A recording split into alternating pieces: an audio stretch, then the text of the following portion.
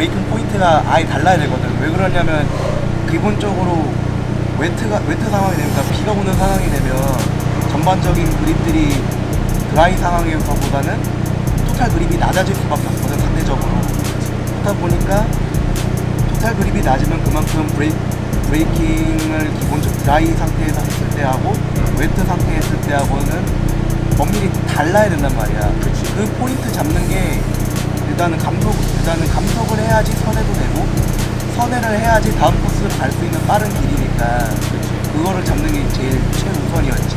그나마 지금 제일 문제되는 부분들이 백스트레이트에서 1번 코너 진입이 제일 속도가 높거든. 180, 170, 180 찍히니까 그 부분에서 일단 브레이킹 잡는 게 제일 우선이고 다른 부분들은 그냥 점차 계속 익숙해지고 계속 보면 되는데 또 브레이킹 포인트를 보는 거 외에도 제일 중요한 거는 그 노면의 상황을 봐야 된다. 똑같은 비가 오는 상황이더라도 이 서킷은 그런 물이 흐를 수 있도록 만들었는데 그 흐름에 따라 가지고 완전히 젖은 노면, 조금 젖은 노면 이렇게 차이가 난단 말이지.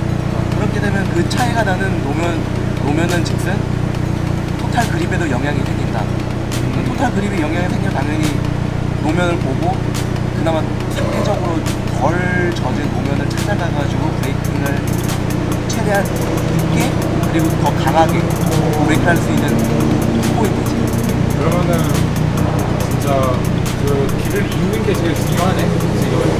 우선으로는 일단은 물의 흐름을 알아야 돼. 코스의 물의 흐름을. 그리고 물의 흐름을 알면 두 번째가 브레이킹 포인트도 있고.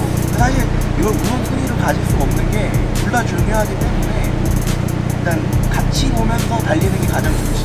이거는 웨트 상황은 어쩔 수 없이 많이 타본 사람이 장땡이야.